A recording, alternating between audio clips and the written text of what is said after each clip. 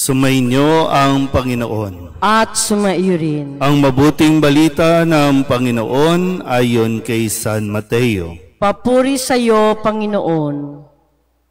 Noong ding araw na iyon, si Jesus ay lumabas ng bahay at naupo sa tabi ng lawa.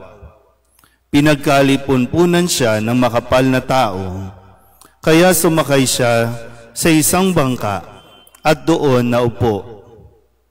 Nasa dalampasigan naman ang mga tao at nagturo siya ng maraming bagay sa pamamagitan ng mga talinghaga. May isang magsasakang lumabas upang maghasik.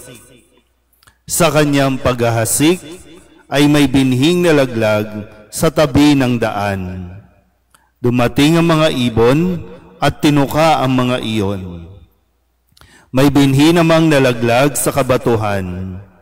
Sabagkat manipis lang ang lupa roon, sumibol agad ang binhing iyon. Ngunit nang mapabilad sa matinding sikat ng araw, ay natuyo. Palibhasay walang gaanong ugat. May binhi namang nalaglag sa dawagan. Lumago ang mga dawag at ininis ang mga iyon. Ngunit ang binhing nalaglag sa mabuting lupa ay nag-uhay, may tig 100, may tiga 60 at may tig 30 butil ang bawat uhay. Ang may pandinig ay makinig. Ang mabuting balita ng Panginoon. Pinupuri ka namin, Panginoong Hesukristo. Isang magandang umaga po sa inyong lahat. Ngayon po ay Miyerkules ng ika-16 na linggo sa karaniwang panahon at patuloy nating isama sa ating pong panalangin ang kaligtasan, lalong-lalo na ang higit na naapektuhan ng bagyong Krising at ngayon naman ang bagong bagyo na si Dante. At sa mga ganitong sitwasyon natin, dito talaga mapatutunayan kung gaano katigas ang ating mga ulo o kung gaano tayo yung bang ugali natin na magbingi-bingihan sa atin pong sitwasyon. Pero sadyang siguro nararapat talaga na maranasan natin ito at tandaan natin, hindi ito parusa sa atin, kundi ito ay bunga ng kapabayaan, bunga ng katigasan ng ulo natin. Kaya nga sa unang pagbasa sa aklat ng Exodo, ito yung mga Israelita na patuloy na naglalakbay na. Sila ay inialis na sa pagkaalipin doon sa Ehipto, pero narinig natin na yung kanilang reklamo na sinasabing, buti pa nung nandoon sila sa Ehipto, nakakakain sila ng karne. Pero dito sa kanilang paglalakbay, wala silang karne. Nagreklamo. At puro reklamo. Mas maririnig pa natin yung mga reklamo ng mga tao sa Panginoon. Pero sa kabutihang loob ay dinidinig pa rin at pinagbibigyan pa rin ng Diyos ang kanila po mga hinaing sa buhay. Pero yun nga po, walang mangyayari kung reklamo lang tayo ng reklamo at wala tayong babaguhin.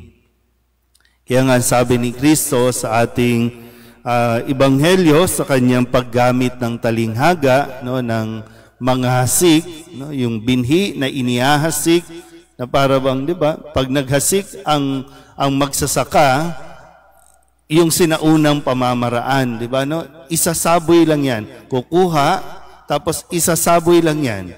Hindi yan titipirin na isa-isa, na isang butil dito, isang butil, kundi ang binhi ay isinasaboy, na pinapaalala na ganyan magbigay ng biyaya ang Diyos. Kaya nga sabi ni Kristo, ang may pandinig, makinig. Pero yun nga, ang laki ng problema natin sa pakikinig. Either nabibingi-bingihan tayo o sadyang may problema tayo sa ating tenga o kaya naman pinipili lang natin kung ano ang gusto nating marinig. Kaya, etong nangyayari sa atin, makakaranas tayo ng mga ganitong bagay. Lahat ng, di ba, ang sitwasyon, nakakapanlumo din. Yung mga ipinundar natin, mawawala bigla dahil lang sa baha, dahil sa pagtaas ng tubig.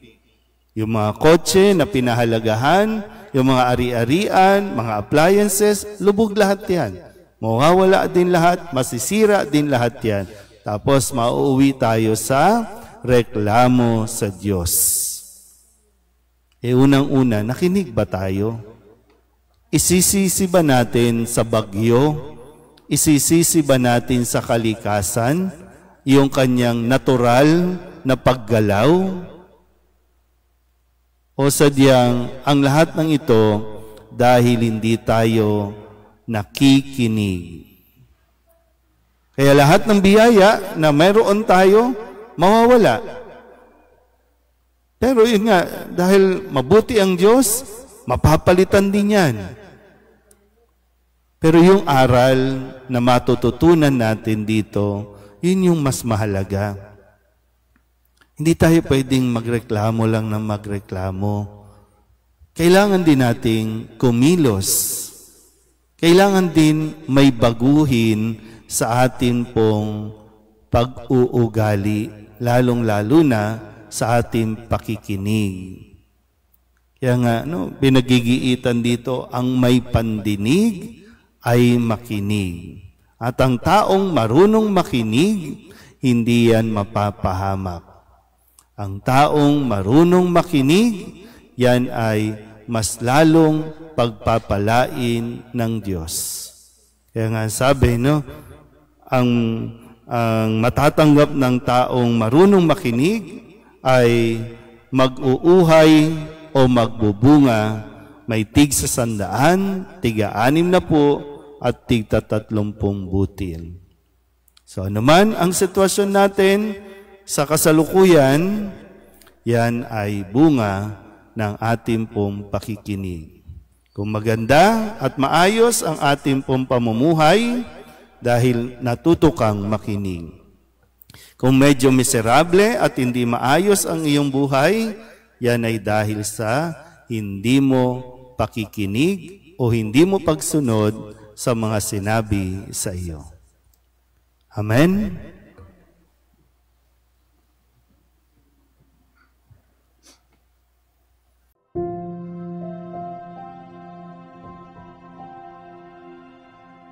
Thank you.